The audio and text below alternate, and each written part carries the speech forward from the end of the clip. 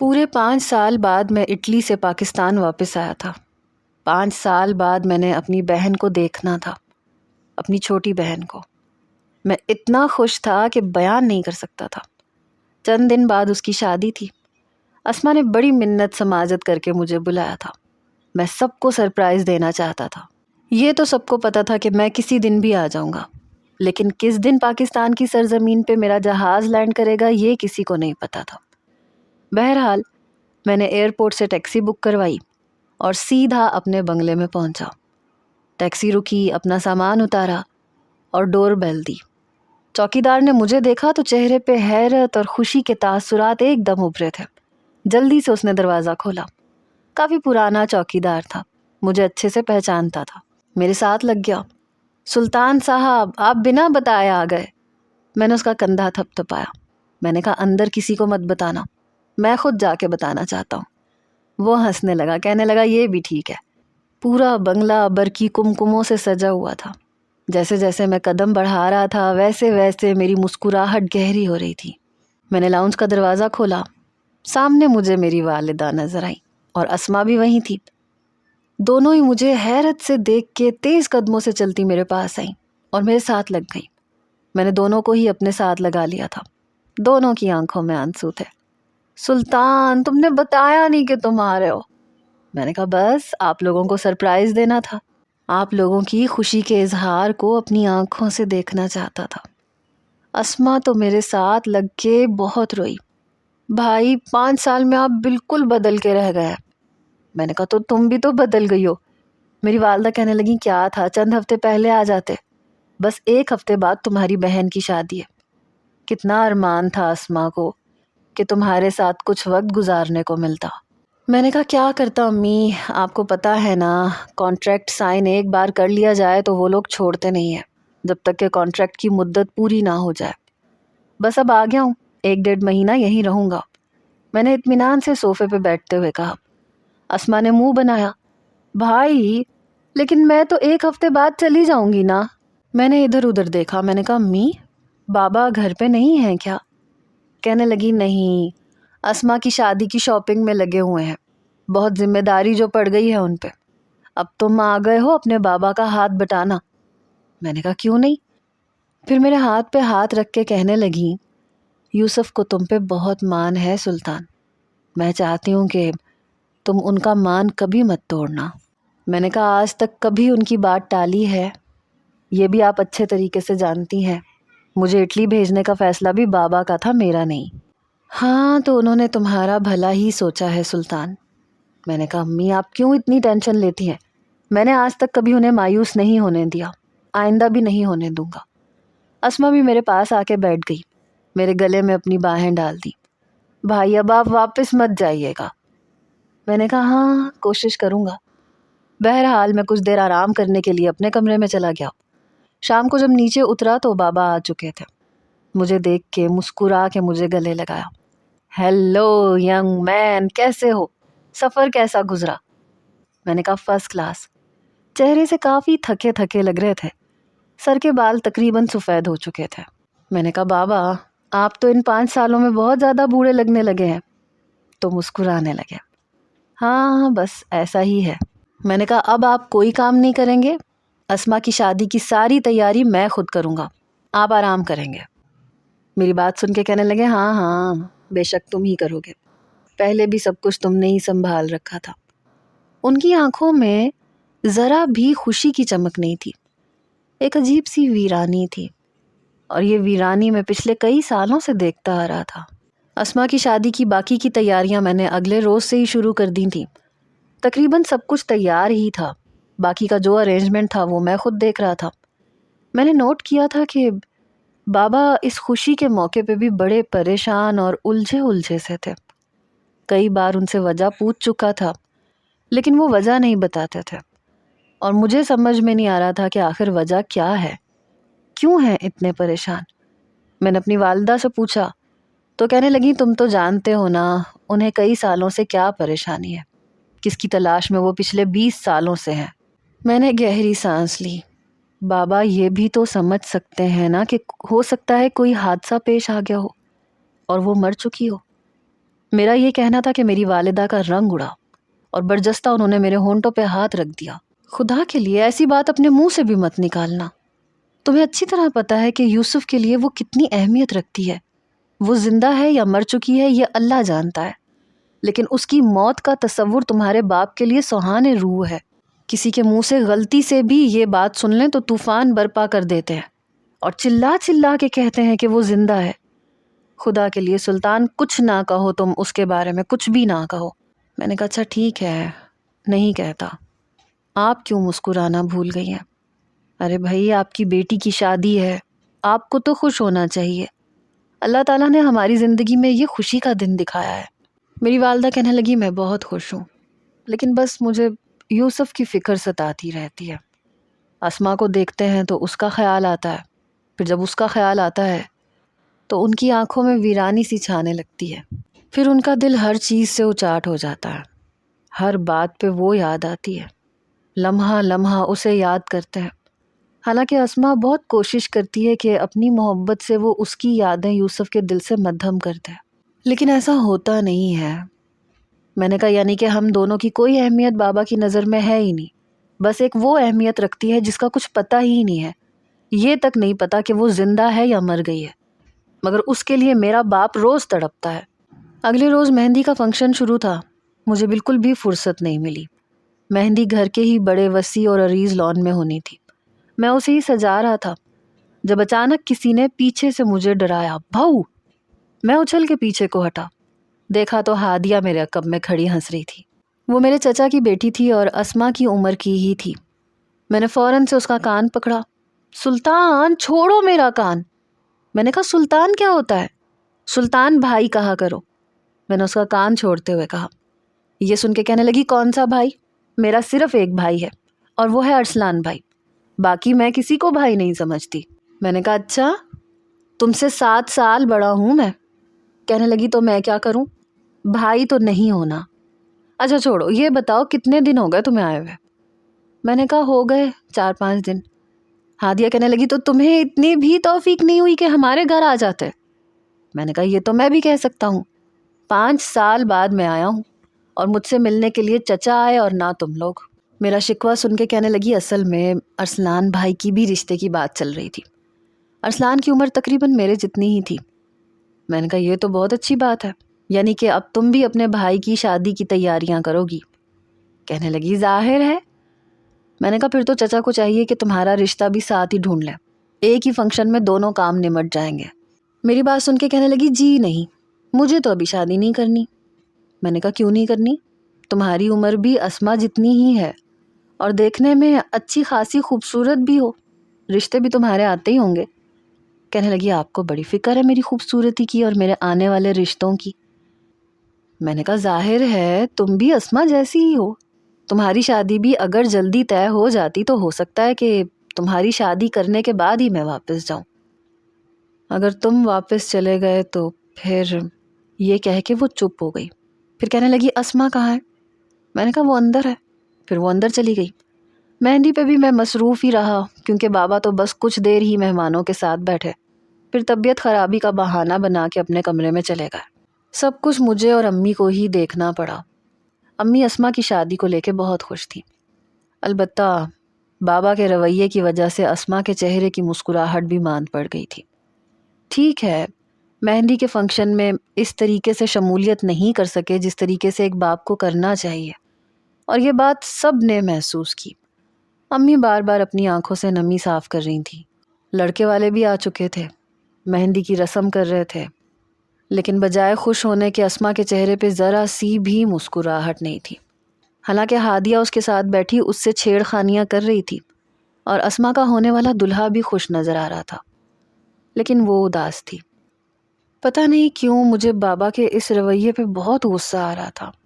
کیا اسما اور میں ان کے لیے کوئی اہمیت نہیں رکھتے تھے؟ ہم کچھ بھی نہیں تھے، صرف وہ ان کے لیے اہمیت رکھتی تھی. ہر وقت خود پہ ہر خوشی حرام کر چکے تھے. مہندی کا فنکشن جب ختم ہوا تو اسما اپنے کمرے میں چلی گئی. ہادیہ نے بھی رات یہیں رکنا تھا، وہ بھی اسما کے کمرے میں ہی تھی.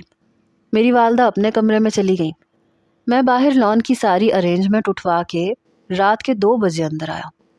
تو اسما کے کمرے سے مجھے سسکیوں کی آوازیں آ رہی تھیں۔ میں اوپر کا زینہ چڑھنے کے بجائے اسما کے کمرے کے پاس آ گیا۔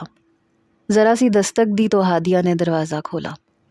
کہنے لگی آؤ نا سلطان، سمجھاؤ اپنی بہن کو، کب سے اسے کہہ رہی ہوں کہ تم کیوں رو رہی ہو، یہ تو خوشی کا موقع ہے۔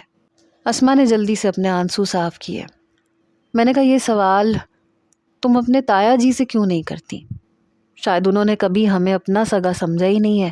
یہ کہہ کے میں اندر آیا اور اسما کے پاس بیٹھ کے اس کا ہاتھ اپنے دونوں ہاتھوں میں لے لیا۔ چپ کر جاؤ، کیوں رو رہی ہو؟ میں تو ہوں نا تمہارے پاس۔ اپنی خوشیوں کو خوشیوں کے طریقے سے ہی منانے کی کوشش کرو۔ لیکن وہ اپنا سر میرے کندھے پہ رکھ کے رونے لگی۔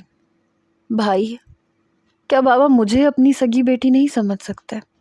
میں نے تو ہمیشہ انہیں اپنا سگا باپ ہی سمجھا ہے۔ ہادیہ ہمارے پاس آ گئی۔ اسما، تم بہت زیادہ سوچ رہی ہو، ایسی کوئی بات نہیں ہے، تایا جی تم لوگوں کو اپنی ہی اولاد سمجھتے ہیں۔ میں نے کہا جانے بھی دو، اگر اپنی اولاد سمجھتے تو آج جو انہوں نے کیا ہے وہ نہ کرتے۔ اپنی اولاد وہ صرف زوہا کو سمجھتے ہیں، وہ نہ ہو کے بھی اس گھر میں ہر جگہ موجود ہے، اور ہم یہاں رہ کے بھی کہیں بھی نہیں ہے۔ میں نے اسما کا سر سہلاتے ہوئے کہا۔ ہادیہ کہنے لگی سلطان تم بھی شروع ہو گئے، بجائے یہ کہ تم اسما کو سمجھاؤ تم خود ایسی ویسی باتیں کر رہے ہو۔ میں نے کہا جو دکھ رہا ہے وہی بات کروں گا نا۔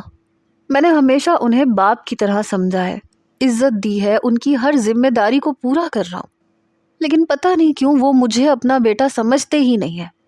صرف زبان سے کہہ دینے سے ہم ان کی اولاد ہو بھی نہیں جاتے۔ کیا زوہا کی شادی ہوتی تو کیا وہ ایسا کرتے؟ کمرے میں خود کو بند کر کے بیٹھ جاتے، مہمانوں سے ملنے سے انکار کر دیتے؟ کیا وہ اپنی سگی بیٹی کی آنکھوں میں ایسے آنسو دیکھ سکتے تھے جیسے میری بہن سسکیوں سے رو رہی ہے؟ یقیناً وہ ایسا نہیں کرتے، اس کی خوشیاں خوشیوں کی طرح ہی مناتے۔ میں ابھی بات کر ہی رہا تھا جب میری والدہ کمرے میں آئی۔ وہ شاید میری باتیں سن چکی تھی۔ کہنے لگی تمہیں شرم نہیں آتی اپنے باپ کے لیے ایسی باتیں کرتے ہوئے؟ وہ دروازہ بند کر چکی تھی۔ میں نے کہا امی میں کیا کروں، وہ ہر موڑ پہ یہ احساس دلاتے ہیں کہ ہم ان کے سگے نہیں ہیں۔ کیا انہیں اسما کے آنسو نظر نہیں آتے؟ آپ مجھے بتائیں، کیا ہم نے ان کی بیٹی کو گم کیا ہے؟ ان کی بیوی ہی اپنی بیٹی کو اٹھا کے لے گئی اور پتہ نہیں کہاں چلی گئی۔ آپ ان کی زندگی میں بعد میں آئی تھی، میں بھی ان کی زندگی میں بعد میں آیا تھا، تب جب وہ زوہا ان کی زندگی میں کہیں نہیں تھی۔ اگر انہیں زوہا کا ہی سوگ ساری زندگی منانا تھا تو پھر آپ سے شادی کیوں کی؟ کیوں یہ کہا کہ وہ آپ کے بچوں کو اپنا بچہ سمجھیں گے؟ ساری زندگی آپ مجھے یہ سمجھاتی رہی کہ یہ تمہارے سگے بابا جیسا ہے۔ خبردار جو کبھی تم نے ان کے خلاف چلنے کی کوشش کی، ورنہ مجھ سے برا کوئی نہیں ہوگا۔ اور میں آپ کی ہر بات پہ سر خم کرتا چلا آیا۔ انہوں نے کہا تم اٹلی جاؤ گے، باقی کی تعلیم وہاں جا کے مکمل کرو گے، جاب کرو گے، اور میں چلا گیا آپ کو چھوڑ کے، اپنی بہن کو چھوڑ کے، اور اب وہ شادی کر کے مجھ سے بہت دور جا رہی ہے۔ کیا میرا دل نہیں چاہتا کہ میں آپ کے ساتھ اور اسما کے ساتھ وقت گزاروں؟ وہ کیوں اس لڑکی کو بھول نہیں جاتے؟ کتنا تلاش کریں گے اسے؟ کتنے سالوں سے میں انہیں زوہا کو تلاش کرتے ہوئے دیکھ رہا ہوں، نہ وہ ملتی ہے نہ ان کے دل و دماغ سے ہٹتی ہے۔ مجھے غائبانہ اس لڑکی سے چڑ اور نفرت محسوس ہونے لگتی ہے صرف بابا کے رویے کی وجہ سے۔ میری والدہ کہنے لگیں بس چپ ہو جاؤ، گھر میں کتنی خاموشی ہے، تمہاری آواز کہاں تک جا رہی ہے تمہیں اندازہ ہے؟ اگر یوسف نے سن لیا تو جانتے ہو نا، وہ سمجھیں گے کہ ہمیں ان کی بیٹی سے نفرت ہے۔ میں نے کہا ہاں ٹھیک ہے، پھر آپ اسما کو سمجھائیں، کوئی ضرورت نہیں ہے اسے رونے کی۔ بابا کی طرف سے یہ بھی اپنا دل سخت کر لے، کیونکہ ان کا دل صرف اپنی بیٹی کے لیے نرم ہے، ہم دونوں کے لیے نہیں ہے۔ میری والدہ کہنے لگی زبان سنبھال کے بات کرو سلطان، انہوں نے کیا کچھ نہیں کیا تم لوگوں کے لیے؟ تم لوگ اچھے اسکولوں میں پڑھے ہو، اچھی تعلیم حاصل کی ہے، ہر آسائش تم لوگوں کو ملی ہے۔ میں نے کہا تو بدلے میں نے بھی تو ان کی کسی بات کو کبھی رد نہیں کیا۔ میری والدہ کہنے لگی پھر بھی ان کا تم پہ احسان ہے، اور میں تو خود دعا کرتی ہوں کہ ان کی بیٹی انہیں مل جائے تاکہ انہیں بھی سکون مل جائے۔ انہوں نے میری ممتا کو، میری گود کو اجاڑا نہیں، چاہتے تو منع کر دیتے، تم دونوں کو قبول ہی نہ کرتے، پھر جانتے ہو نا کہ تم لوگوں کی زندگی کیا ہوتی۔ تمہارے ماموں اور ممانی کے گھر پہ کتنی تنگی تھی. ان کے گھر پہ 2 وقت کی روٹی بھی پیٹ بھر کے نصیب نہیں ہوتی تھی، اور یہاں پہ سب کچھ ہے. تم لوگ بھی خدا کا شکر ادا کرو کہ اس شخص نے تم لوگوں کو کسی چیز کی کمی نہیں دی. میں نے کہا ہاں، انہوں نے کمی نہیں دی چیزوں کی کوئی کمی نہیں دی، لیکن محبت کی کمی ضرور دی ہے. میری بات سن کے میری والدہ کہنے لگی چپ ہو جاؤ خدا کے لیے، چلو جاؤ اپنے کمرے میں، اسما کو میں خود سنبھال لوں گی. میں کمرے سے نکل کے اوپر آ گیا. میں 12 سال کا تھا، اسما 5 سال کی تھی جب میرے والد کا انتقال ہوا تھا. ہم دونوں ماموں کے گھر اپنی والدہ کے ساتھ چلے گئے، کیونکہ ہمارے ددیال والوں نے ہم لوگوں کو گھر سے نکال دیا تھا، اور ماموں ممانی کا رویہ ہمارے ساتھ اچھا نہیں تھا. اسما تو امی کے ساتھ رہتی تھی، لیکن ممانی میرے پیچھے پڑی رہتی تھی. وجہ یہ تھی کہ ان کا اپنا کوئی بیٹا نہیں تھا، صرف 3 بیٹیاں تھیں، اور انہیں شاید یہ لگتا تھا کہ اگر ہم انہی کے گھر پہ رہ گئے تو ماموں کا سب کچھ میرا ہو جائے گا اور ان کی بیٹیاں ان کی جائیداد سے بے دخل ہو جائیں گی. بہت مارتی تھیں وہ مجھے، اور میری والدہ بجائے انہیں کچھ کہنے کے مجھے ہی الٹا ڈانٹتی تھی کہ تمہاری ہی کوئی غلطی ہوگی، حالانکہ میری کوئی غلطی نہیں ہوتی تھی، پھر بھی میں مار کھاتا تھا. بہرحال انہی دنوں میری والدہ کے لیے یوسف انکل کا رشتہ آیا. ان کی اپنی بیوی سے نہیں بنتی تھی، اس لیے انہوں نے اپنی بیوی کو طلاق دے دی تھی. البتہ وہ اپنی بیٹی سے بہت محبت کرتے تھے، لیکن ان کی بیوی جاتے جاتے اپنی بیٹی کو ساتھ لے گئی. وہ کہاں گئی کہاں نہیں کسی کو کچھ نہیں پتا چلا. یوسف انکل نے اپنی بیٹی کو ڈھونڈنے کی جتنی کوشش کرنی تھی وہ کی، لیکن نہ تو ان کی بیوی کا کچھ پتا چلا اور نہ بیٹی کا. انہوں نے میری والدہ سے شادی تو کی، ہم دونوں کو رکھنے کے لیے بھی راضی ہو گئے، اور پیار بھی کرتے تھے، ہمارے سارے اخراجات بھی اٹھاتے تھے، لیکن وہ اپنی بیٹی کو نہیں بھول پائے. میں نے جیسے ہی انٹر کیا مجھے انہوں نے بیرون ملک بھیج دیا کہ اٹلی جا کے اپنی باقی کی تعلیم مکمل کرو اور جاب بھی کرو، تمہارے پاس کاروبار کا تجربہ ہونا چاہیے. حالانکہ میں جانا نہیں چاہتا تھا، لیکن شاید ان کی بیٹی یہاں نہیں تھی، اس لیے مجھے یہ محسوس ہوتا تھا کہ شاید اس لیے میں ان سے برداشت نہیں ہوا. لیکن امی کہتی تھی کہ ایسا کچھ نہیں ہے، وہ تمہارا مستقبل اچھا بنانا چاہتے ہیں، اور شاید ایسا ہی تھا. بظاہر انہوں نے کبھی مجھے کچھ نہیں کہا تھا، میرے منہ پہ کبھی تھپڑ نہیں مارا، مجھے کبھی نہیں ڈانٹا، نہ ہی اسما کے ساتھ کوئی برا رویہ رکھا. میری ماں کے ساتھ بھی کبھی کوئی برا رویہ نہیں رکھا تھا، لیکن وہ ہر وقت اسے یاد کرتے رہتے تھے. وہ ہوتی تو یوں مسکراتی، وہ بہت خوبصورت تھی، بہت پیاری تھی، پتہ نہیں اب کہاں ہوگی، اب کیسی لگتی ہوگی، اب تو بڑی ہو گئی ہوگی. پتہ نہیں کہاں رکھا ہے اس عورت نے میری بیٹی کو. وہ پاگل عورت میری بیٹی کو پتہ نہیں کہیں مار ہی نہ دے. جب ان کے دل میں ہول اٹھتے تھے تو انہیں سنبھالنا مشکل ہو جاتا تھا، بہت روتے تھے، بیمار پڑ جاتے تھے، اور نیند میں بھی بے حال ہو کے زوہا کو پکار کے اٹھ بیٹھتے تھے. میں نے کئی بار انہیں پھوٹ پھوٹ کے روتے دیکھا تھا. میری والدہ ہر وقت انہیں سنبھالتی رہتی، بار بار کہتی کہ آپ اسما کو اپنی بیٹی سمجھا کریں، آپ کو اس کے اندر بھی زوہا نظر آئے گی. لیکن ایسا ہو نہیں سکا. حالانکہ میں نے اور میری والدہ نے اور بہن نے یوسف صاحب کے ہر رشتے کو اپنا سمجھا. ہادیہ انہی کے بھائی کی بیٹی تھی، اور بچپن سے ہی ہادیہ کے والد کو میں نے کبھی انکل نہیں کہا، چچا کہا، اس کی ماں کو چچی کہا. وہ دونوں بھی عادت کے بہت اچھے تھے. ان کے بیٹے ارسلان نے بھی میرے ساتھ ہمیشہ دوستوں والا رویہ رکھا، اور ہادیہ بھی اچھی تھی. لیکن یوسف صاحب کے دل میں میری اور اسما کی وہ جگہ نہیں بن پائی جو ان کی سگی بیٹی زوہا کی تھی. بہرحال شادی کا دن بھی آ گیا، اور یوسف صاحب کے رویے میں کوئی فرق نہیں آیا. مہمانوں کے بیچ میں بھی وہ غائب دماغ ہی تھے. ایسے لگتا تھا جیسے ان کی آنکھوں میں کوئی انتظار ہے، جیسے ان کی بیٹی کبھی بھی ان کے سامنے آ جائے گی. بارات پہ زبردستی میں نے انہیں اپنے ساتھ رکھا، انہیں گھر جانے ہی نہیں دیا. وہ بار بار کہتے رہے کہ میری طبیعت ٹھیک نہیں ہے. میں نے کہا نہیں بابا، آپ یہیں رکیں گے، سب لوگ آپ کا پوچھتے ہیں، کب تک میں اور امی بہانے بناتے رہیں گے. اسما کی رخصتی بھی ہو گئی. اگلے دن ولیمے کا فنکشن بھی ہو گیا. گھر بالکل سونا سونا سا ہو گیا تھا. میں یوسف صاحب کی کمپنی جوائن کر چکا تھا. وہاں جاتا تھا، کام کو دیکھ رہا تھا. بس 2 مہینے لگے تھے مجھے سب کچھ سمجھ میں آ گیا تھا. پھر میں نے ان سے کہا کہ بابا آپ چاہیں تو گھر میں آرام کر لیا کریں، میں سب کچھ دیکھ لوں گا. وقت گزرنے لگا، 6 ماہ گزر گئے. سارا کام میرے ذمے آ چکا تھا. میری والدہ ان دنوں میرے لیے رشتہ دیکھ رہی تھی. ایک بار جب میں آفس سے واپس آیا تو کہنے لگی تمہیں ہادیہ کیسی لگتی ہے؟ میں نے کہا کیا مطلب کیسی لگتی ہے؟ جیسی ہے ویسی ہی لگتی ہے. میری والدہ کہنے لگی میں شادی کے حوالے سے پوچھ رہی ہوں.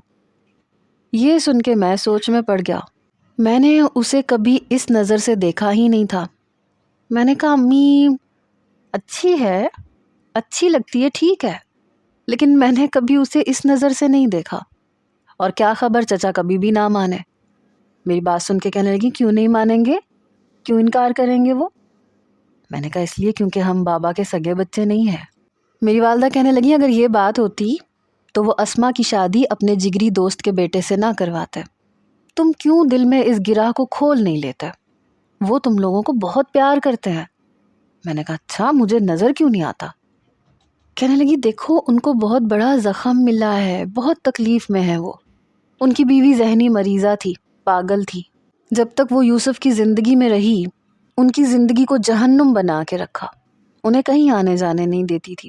کہتی تھی ہر جگہ مجھے ساتھ لے کے جاؤ، تم کہاں جاتے ہو، کس سے ملتے ہو، تمہارا دوسری عورتوں سے چکر ہوگا. وہ اسے سمجھاتے سمجھاتے تنگ آ گئے، یہاں تک کہ اپنی بیٹی کو گھر میں سنبھالتی تک نہیں تھی، ملازمین کے حوالے کر رکھا تھا. اور بچی اپنی ماں سے زیادہ یوسف سے اٹیچ تھی، اپنے باپ سے بہت محبت کرتی تھی، ان کے بغیر رہتی نہیں تھی. اور یوسف نے بھی اپنی کل کائنات اپنی بیٹی کو سمجھ لیا تھا. وہ زوہا کی باتیں مجھ سے کرتے ہیں کہ کبھی زوہا کو چوٹ لگ جاتی تھی تو ان کی بیوی اس کی پرواہ نہیں کرتی تھی، حالانکہ سگی ماں تھی وہ اس کی، لیکن اس کے منہ پہ تھپڑ مارنے سے بھی گریز نہیں کرتی تھی. کہتی تھی کہ تم بھی باپ کی طرح آوارہ ہو جاؤ گی، مجھ سے نفرت کرو گی، وہ مجھ سے جان چھڑواتا ہے تم بھی چھڑواؤ گی. تنگ آ کے یوسف نے اسے طلاق دے دی، لیکن جاتے جاتے بھی وہ بیٹی کو ساتھ لے گئی. رات کے اندھیرے میں نکل گئی. یوسف نے بہت تلاش کیا. ظاہر سی بات ہے بیٹا، وہ یوسف کی سگی بیٹی ہے، پتہ نہیں کس حال میں ہوگی. وہ پل پل اپنی بیٹی کے لیے تڑپتے ہیں. یوسف کے سب گھر والوں نے مجھے عزت دی ہے، اور مجھے لگتا ہے کہ نعیمہ ہادیہ کے لیے تمہیں پسند کرتی ہے. میں نے کہا ٹھیک ہے، اگر ان لوگوں کو کوئی اعتراض نہیں ہے تو مجھے بھی کوئی اعتراض نہیں ہے. یوں میری منگنی ہادیہ سے ہو گئی. وہ بے حد خوش تھی. پہلی بار مجھے محسوس ہوا کہ وہ اپنے دل میں میرے لیے کیسے جذبات رکھتی ہے، حالانکہ میرے دل میں اس کے لیے ایسے کوئی جذبات تھے ہی نہیں. بہرحال شادی تو کرنی ہی تھی، کوئی بھی ہوتی. اسما بہت خوش تھی، لیکن بابا کا چہرہ ابھی بھی اسپاٹ تھا. نہ مسکراہٹ، نہ غم، نہ خوشی، کچھ بھی نہیں تھا. آنکھیں متلاشی متلاشی سی تھیں، جیسے ابھی بھی انہیں لگتا تھا کہ ان کی بیٹی کہیں سے آ جائے گی. منگنی کو بس 3-4 دن گزرے تھے جب ہادیہ کی کال آئی. میں نے فون اٹھایا تو کہنے لگی بڑے بے مروت انسان ہو، 3 دن ہو گئے ہماری منگنی کو، تم نے کال تک نہیں کی. میں تو روز موبائل سرہانے رکھ کے سوتی ہوں کہ آج موصوف کی کال آئے گی، آ جائے گی. مجبوراً مجھے ہی کال کرنی پڑ رہی ہے. میں نے کہا یہ کہاں لکھا ہے کہ منگنی کے بعد کال کرنی چاہیے؟ کہنے لگی کیا مطلب، کیا تم خوش نہیں ہو؟ میں نے کہا غم زدہ بھی نہیں ہوں. کیا مطلب، کیا میں تمہیں اچھی نہیں لگتی؟ اس کی آواز میں نمی اتری. میں نے کہا بری بھی نہیں لگتی. میں اسے تنگ کرنے لگا. سلطان میں تمہارا گلا دبا دوں گی. میں نے کہا شادی سے پہلے یا شادی کے بعد؟ شادی سے پہلے دباؤ گی تو پھر شادی کس سے کرو گی؟ اور اگر شادی کے بعد دباؤ گی تو بیوہ ہو جاؤ گی. وہ شاید ضد چوئی تھی. سلطان، میں ہنسنے لگا. شاید وہ یہ جاننا چاہتی تھی کہ اس رشتے میں اور اس منگنی میں میری کتنی رضامندی شامل ہے بھی یا نہیں، یا پھر یہ صرف اور صرف میرے بڑوں کا فیصلہ ہے. میں نے کہا تم یہ بتاؤ کہ تمہیں پریشانی کیا ہے؟ رات کے 12 بجے کیوں فون کر رہی ہو؟ تم تو ویسے بھی سارے جہان کی فارغ انسان ہو، لیکن مجھے صبح صبح آفس جانا ہوتا ہے، کام سنبھالنا ہوتا ہے. کہنے لگی اچھا تو یعنی میں فارغ انسان ہوں؟ میں نے کہا ہاں بالکل. کہنے لگی جی نہیں، امی مجھے کچن میں لے جا کے کھڑا کر دیتی ہیں، کہتی ہیں سلطان کی پسند کی یہ ساری چیزیں بنانا سیکھو۔ میں نے کہا تو پھر یہ کہ میں نے اسی لیے فون کیا تھا کہ موصوف سے پوچھ لوں کہ انہیں کھانے میں کیا کیا پسند ہے۔ میں نے کہا او ہو، تو تم شادی کے بعد میری باورچن بننا چاہتی ہو؟ میں تو تمہیں بیوی بنانا چاہتا تھا۔ خیر، میں تمہیں میسج میں اپنا پورا مینیو بتا دوں گا کہ میں کس دن کیا کھایا کروں گا اور کیا نہیں کھایا کروں گا۔ اچھا یہ بتاؤ کہ صرف باورچن ہی بننے کا ارادہ ہے یا دھوبن بن کے میرے کپڑے بھی دھو دیا کرو گی، استری کر دیا کرو گی، یا ملازمہ بن کے میرے کمرے کی صفائی بھی کر دیا کرو گی؟ مجھے سب کچھ بتا دو تاکہ میں پھر تمہیں پورے کاموں کی لسٹ بتا دوں۔ میری بات سن کے کہنے لگی سلطان، میں ابھی کے ابھی یہاں آؤں گی اور تمہارا گلا دبا دوں گی۔ میں نے کہا زہ نصیب آ جاؤ، لیکن ذرا گھڑی پہ نظر ڈال لینا کیونکہ 1 بجنے والا ہے۔ 1 بجے اگر تم میرے کمرے سے برآمد ہوئی تو سوچو کیا کیا باتیں ہوں گی، تم بھی بدنام میں بھی بدنام۔ مجھے تمہیں فون کرنا ہی نہیں چاہیے تھا۔ میں کچھ نہیں سیکھوں گی، نہ میں تمہارے کپڑے استری کیا کروں گی اور نہ تمہارے لیے کھانا بناؤں گی، اور اگر کوئی مجھے کہے گا تو میں کہوں گی کہ میں سلطان کی بیوی بن کے آئی ہوں، باورچن نہیں۔ میں نے کہا ویری گڈ، تو بس پھر فون بند کرو۔ کہنے لگی ایسے کیسے، کیوں بھائی؟ میں نے کہا ساری باتیں ہو تو گئیں تمہارا سارا مسئلہ میں نے حل کر دیا اور اب تو مجھے نیند آ رہی ہے۔ کہنے لگی ایک میں ہوں، مجھے نیند نہیں آ رہی، مجھے تھا کہ تم سے باتیں کرو گے، مجھ سے کہو گے کہ ہادیہ تم منگنی پہ بہت اچھی لگ رہی تھی، تمہیں دیکھ کر میری نیندیں اڑ گئیں، لیکن تم نے ایسا کچھ بھی نہیں کہا، بتایا تک نہیں کہ منگنی پہ کیسی لگ رہی تھی میں نے کہا اچھا، میں نے تمہیں نہیں بتایا؟ بھائی بہت اچھی لگ رہی تھی تم، لیکن ابھی مجھے نیند آ رہی ہے، میں تم سے کل شام کے ٹائم پہ بات کروں گا۔ کہنے لگی وقت بتاؤ، انتظار کروں گی میں نے کہا نہیں وقت نہیں بتا سکتا، ہاں لیکن تم انتظار کرتی رہنا۔ یہ کہہ کے میں نے فون بند کر دیا۔ اگلے دن میں آفس میں میٹنگ میں مصروف تھا جب ایک دم سے میٹنگ روم کا دروازہ کھلا اور